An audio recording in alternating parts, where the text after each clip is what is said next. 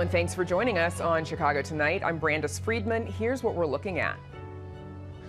It's a human thing to do. It's a just thing to do. It's the right thing to do. A phase-out of the tipped minimum wage moves forward after Chicago City Council members failed to override Mayor Johnson's veto. Parents and students are caught in the middle as Chicago's Board of Education debates whether to cancel classes May 1st. We hear from both sides. Meanwhile, a fully elected school board is on its way to Chicago. What to know about how it'll work. Think of the lock as an elevator. And it's the gate between the Chicago River and Lake Michigan. We explain how the Chicago Harbor Lock works. First off tonight, a new watchdog report says 2 Chicago police sergeants and 4 officers failed to properly investigate a crash where a vehicle driven by a Chicago Fire Department employee struck and killed someone. In her last quarterly report as Inspector General, Deborah Witzberg's office doesn't conclude that the CPD members deliberately covered up the fatal crash. Rather, she found their actions prevented her office from conducting a complete investigation and potentially crucial information not being shared with CPD investigators. She says the officers failed to document proper statements from the driver, failed to ID or interview a witness, and several either turned off their body cameras or didn't activate them at all in violation of CPD policy. And on a programming note, Witzberg will join us on this program tomorrow evening. Cook County officials are extending their condolences to the family of late County Commissioner Dennis Deere, whose wife and son were found fatally shot Tuesday evening. Deere's wife, 51-year-old Barbara, and 23-year-old son, Caleb, were found at a home in Homan Square just before 6 p.m. Barbara was shot 3 times in the chest, Caleb once in the head. Dennis Deere died in 2024 at the age of 51, a year after his double lung transplant. In a statement, Cook County Board President Tony Preckwinkle says, quote, "The Deere family has long been well known in the community for their compassion and steadfast commitment to others. There are no words that can make sense of such pain, but I hope the surviving family members find strength in the love that surrounds them." Chicago has already shattered a nearly 80-year-old rainfall record, and more rain is on the way. The National Weather Service says there will be multiple waves of potentially severe storms this afternoon and tonight, meaning the potential for damaging winds, large hail, and flash flooding. Thunderstorms have already dumped nearly 2.5 inches of rain at O'Hare Airport. The previous record for yesterday, April 14th, was 1.21 inches. That was back in 1949. The Metropolitan Water Reclamation District has an overflow action day alert in place today, encouraging residents to limit household water use in order to increase capacity in combined sewer pipes for stormwater rather than wastewater. Coming up, where the city's tipped minimum wage stands after today's city council meeting. Heather Sharon breaks it down for us next. Chicago Tonight is made possible in part by the Alexandra and John Nichols family, the Polk Brothers Foundation, and the support of these donors.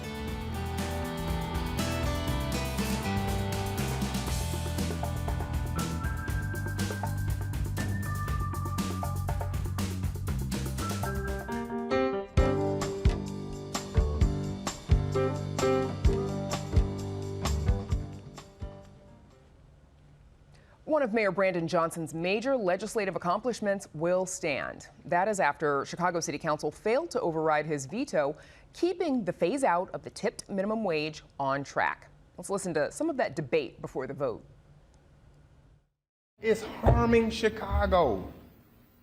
And so that's why we have to stand up today and do what's right instead of doing what's politically you think is correct. Making sure that people can afford their rents and pay their bills and put food in their refrigerator is not a politically correct thing to do. It's a human thing to do. It's a just thing to do. It's the right thing to do. And our Heather Sharon joins us now with more. Heather, what does today's vote mean for Chicago workers who earn tips? Well, it means that they will get an 8% raise on July 1st. And as of now, that tipped minimum wage, which means that they earn about $3.50 less than other hourly workers in Chicago making the minimum wage, is on track to be phased out by July 2028, when everybody will have to pay the minimum wage, which is right now $16.60, but will rise with inflation over the next couple of years. The mayor appeared to relish this fight.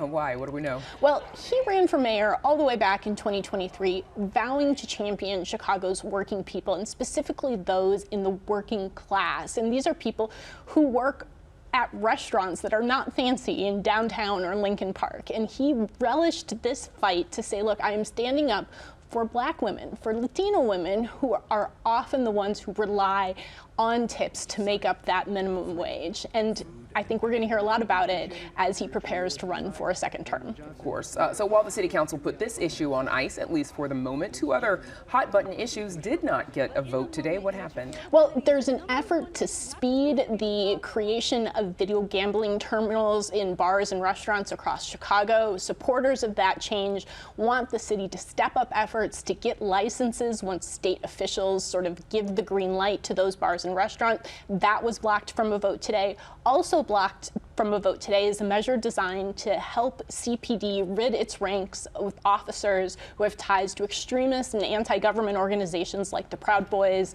and the Oath Keepers. Both are likely to come back for a vote at the next city council meeting, but we'll have to wait a month for a final vote on those. Okay, wow, because I know those are two issues you've been keeping an eye on. I sure have. We have it here at WTTW News. We'll hear about them later. Heather Sharon, thanks so much. Thanks, Brandis. And you can read Heather's full story on our website. It is all at WTTW.com/news.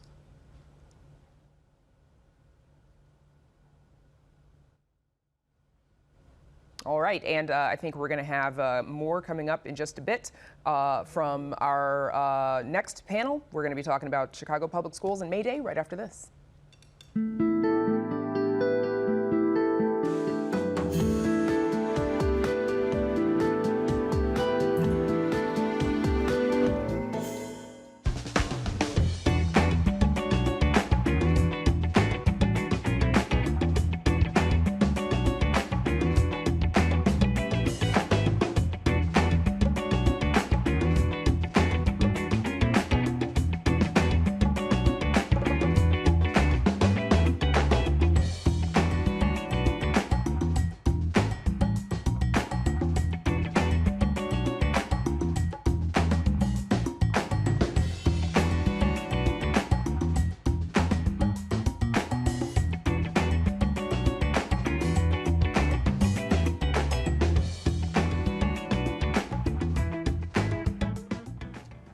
Chicago Public Schools are expected to remain open on May 1st, or what's known as May Day, International Workers' Day.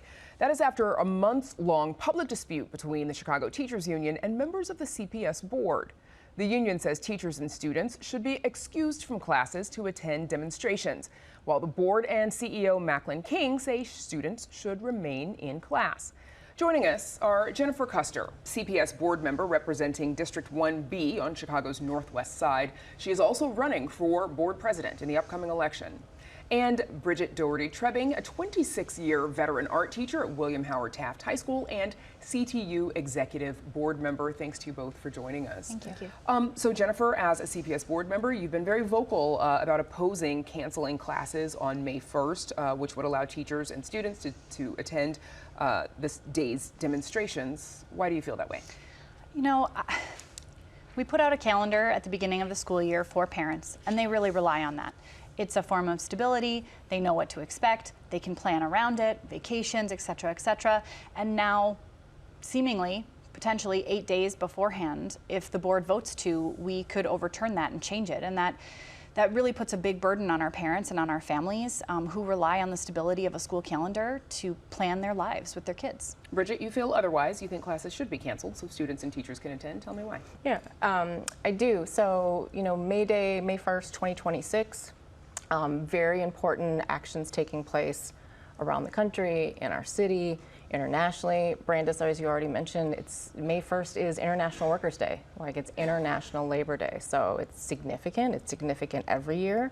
But in 2026, these are not normal times, right? If you consider the actions of the federal government, a tyrannical president, the impact on the working people of Chicago and the students in the city of Chicago.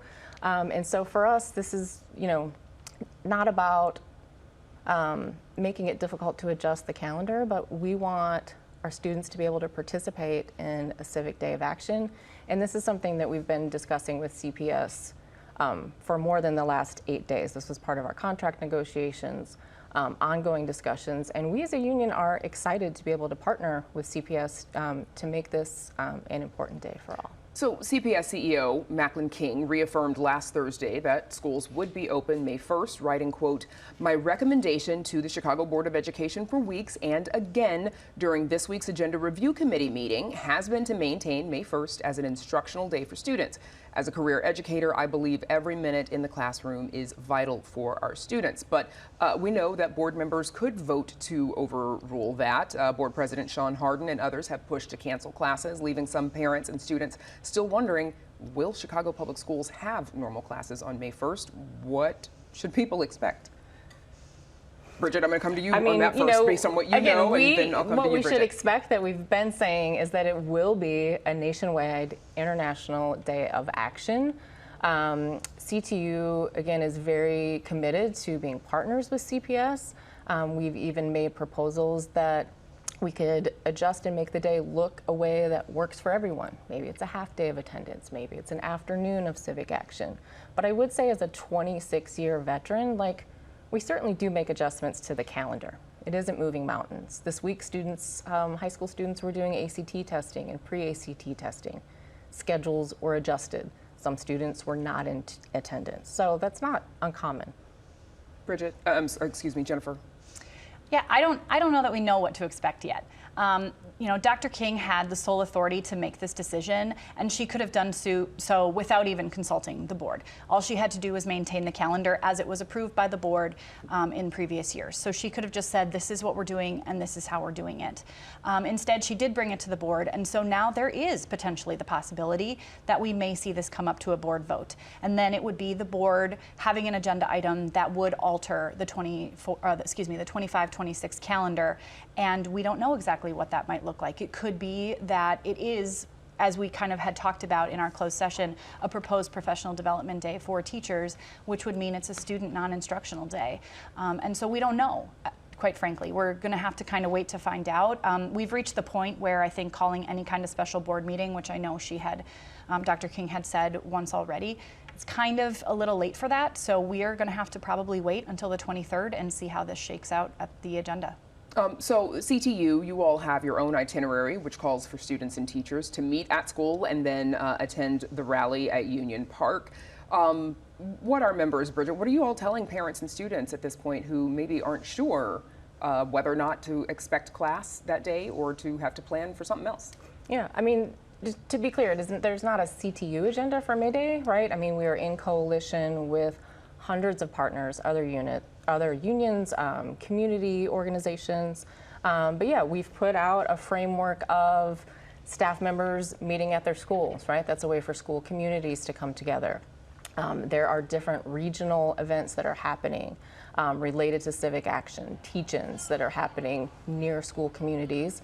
And then there is a rally in March convening at Union Park at 1 p.m., right? So that's the framework. That's the plan. And it's very similar to, if you remember, in 2016, we did a one-day action on April 1st, and the format is very similar to that day. We similarly met at our schools, regional actions, and convened on one large action downtown. I do remember that, which would be different, though, because that was a one-day strike at the time. True, and this is not a strike, exactly. Correct. But as far as the logistics of kind of how we would envision the day is very similar framework. Gotcha.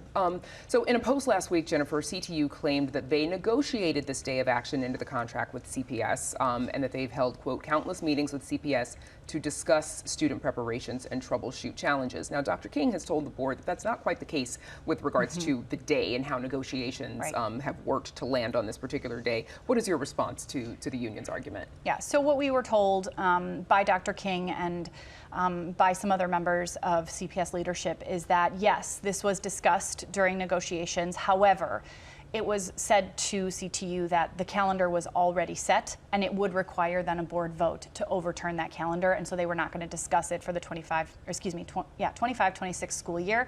But it was written into the contract that we could have a mutual day dedicated to Professional Development Day that CTU and CPS agree on, and we could organize activities for May 1st beginning the 26-27 school year.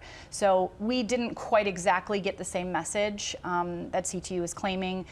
There were discussions, but they weren't entertaining those discussions as calendars were already passed by a previous board. And Bridget, you all believe that CPS is in violation of the contract. Is that accurate? Yes. And that you're asking to swap a date, basically. There's a professional development date at the end, nearly the end of the school year, that you would like May 1st to be replaced with. Yeah, that would be an easy adjustment. And I cannot stress enough how we're not in normal times, right? Like the urgency of such an action. We saw how powerful it was when there was a day of no work, no school, no shopping in Minnesota. And like the impact of that, because again, our families and students are being impacted by ICE. We're in multiple wars. Folks are having a hard time paying for gas. Folks are having a hard time paying for groceries, rent, property taxes. Like the impact of things that are happening at the federal level are impacting our students. And our students want to see teachers standing up and taking a stand. Jennifer, CTU also argues that this is an important moment, as we've just heard from Bridget. These times call for increased political activism. What do you say to that argument? Listen, you're not going to find an argument from me that May Day is an incredibly important day. I'm a union member, my husband's union member. We feel like these are really important values that we teach our kids in our household too. However, we're talking about a school district, and we need to have a conversation about what is the role of the school district. And for me and for many of my board colleagues, the role of the district is to provide children with an education, and that should be the #1 thing that we're focused on. If we had had conversations about having curriculum or doing activities within the school day with these students, that sounds great. But what we're talking about is a major disruption to a lot of students across the entire city. We're talking about AP test prep, ACT makeups. We're talking about field trips that are planned all over the city. We're talking about college decision day, which is huge for a lot of our seniors. And this doesn't just disrupt those children, it disrupts their families. I've had countless emails from people telling me I'd have to take a 0 day. I'm not going to be able to find childcare for my children. Please don't vote for this.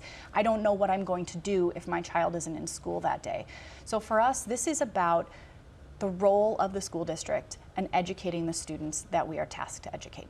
Bridget, some of the items on the curriculum CTU recommends teachers use on May 1st. One of them is a lesson titled Things Donald Trump Did This Year You Might Have Missed, having students create TikTok videos on rising authoritarianism. Some critics are arguing, though, that this is more about, quote, indoctrinating students rather than educating them and letting them inform their own political views. How do you respond to that criticism? I mean, the teaching of civics is a critical part of our school district. In CPS's own mission, we are preparing students for success in civic life. We have a civics graduation requirement. So current events, things that are currently happening in the world, being in service, democracy in action, that's part of curriculum. So when have we not taught about actions of presidents, what's going on in the government? That's not new, and we want our students to be well-informed, aware, and be critical thinkers. Jennifer, a couple seconds left. Sole board member who voted against the appointment of Macklin King as CEO. You've been critical about her over this particular issue, saying, quote, abdication to the board of her authority has opened the door for Mayor Brandon Johnson and his allies to bring more uncertainty to Chicago families. That is in your commentary in the Chicago Tribune. What would you like to see differently out of Macklin King in about 20 seconds? I want to see her stand on her own autonomy. I want to see her make decisions and stand by those decisions. And I really need to see, my vote was based on feedback from my community. I want to see her show up, and I want to see her show up everywhere and have conversations with stakeholders all across the city and what they're looking for their children's education. Okay, that's where we'll have to leave it. Best of luck to you both as you navigate all of this. Jennifer Custer and Bridget Doherty-Trebbing, thank you so much for joining us. Thank you. Thanks, Brandis. Up next, how the CPS school board is changing this year.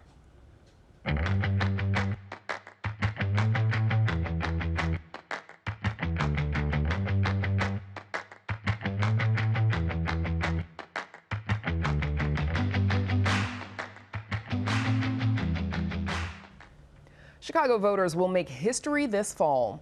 For the first time ever, the entire school board for Chicago Public Schools will be up for election. This follows decades of advocacy to eliminate mayoral control over the board, culminating in a 2021 bill that set the city on a path towards a fully elected board. Our Matt Masterson joins us now with more on what we should know. Matt, what is changing about the school board this year? So this is the year it's finally going to be a fully elected school board. For the last couple of years, it's been a hybrid board after CPS started its first round of elections in 2024. Half the board, which was 10 members, were elected. The other half still appointed by Mayor Brandon Johnson, as was the board president position picked by Mayor Johnson. So he still had mayoral control over a majority of the board. That's all going away. This year, all 21 seats on the Board of Education are going to be up for grabs. So this is a massive change. These seats, these positions, they set the district policies, they set the district goals. They are in charge of hiring and firing the CPS CEO, both of which they've done within the last year and a half.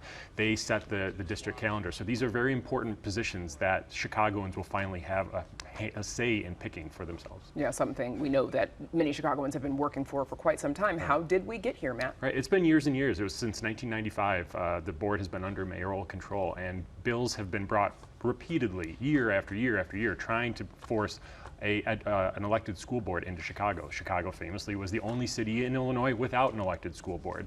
And parents, residents, the Chicago Teachers Union, they fought for this for a long time, saying that they were being denied a voice in the say of how this education system is run. It was the third largest, now the fourth largest school district in the country, and parents felt they were iced out from control on this. So the headwinds finally changed in 2021. Bill made it through the House, made it through the Senate, onto the desk of Governor J.B. Pritzker, who did ultimately sign it into law, bringing about the changes that we saw first with the hybrid board and now the fully elected board. So what will voters see on their ballot in the fall? So this fall, the district is going to be broken up into 20 sub-districts. The city is going to be broken up into 20 sub-districts, each of which is going to elect its own board member. Residents will be able to vote for their own one representative there. The board president is also going to be a separate election. That is a citywide race that's not tied to any geographic district like the rest of these seats. So voters will also have a say in that one. So voters will see 2 seats that they'll be voting on, the board president and their own local representative that they'll see on their own ballots. And what do we know? Anything about who might be running for board president? There's a handful of candidates so far. 2 current board members, Jennifer Custer and Jessica Biggs, are both running. Former board member Sendhil Revaleri has announced his campaign, as well as has a board member from Urban Prep, Victor Henderson. So there's still time for candidates to announce their campaigns, but for now there's only a handful of candidates running for that. Okay, a few names we've heard before, so it should be an interesting race. Matt Masterson, thank you so much. Thanks, Brandis. And you can read Matt's full story on our website. It's all at WTTW.com/news.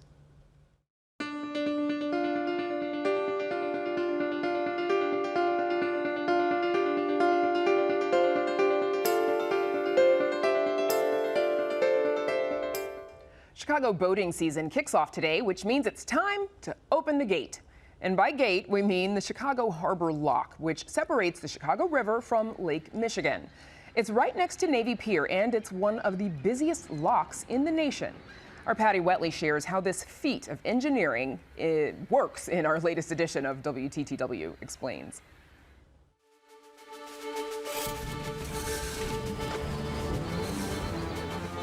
Some pretty famous people have been given a symbolic key to the city of Chicago. And then there's this guy, the Chicago Harbor Lockmaster. He controls access to the city's real front gate, so to speak. That gate is the Chicago Harbor Lock.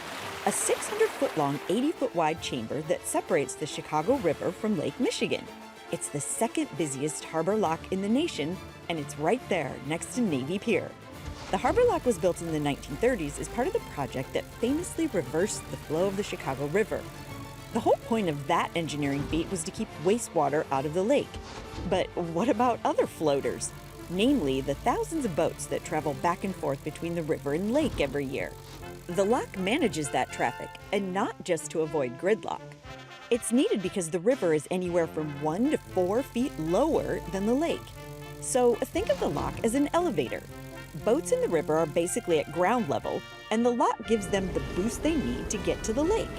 Here's how it works. Boats coming from the river line up in a holding area outside the lock waiting for signals. A red light means do not enter. Yellow gives government and commercial boats the okay to move into the lock, and green means go for recreational boaters. As many as 100 boats can fill the lock at one time. Once everyone's in position, the elevator operator, or lockmaster, shuts the gate behind them to cut off the river.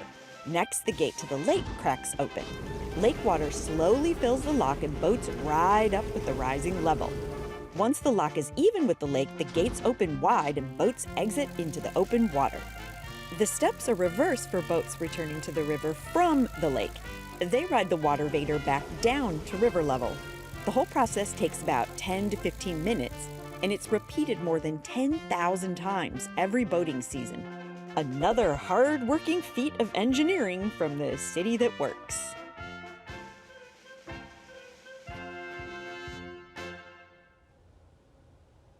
And to watch more of our WTTW News Explains series, visit our website, WTTW.com/explains. And that's our show for this Wednesday night. Join us tomorrow night at 5:30 and 10. Now, for all of us here at Chicago Tonight, I'm Brandis Friedman. Thanks for watching. Stay healthy and safe, and have a good night.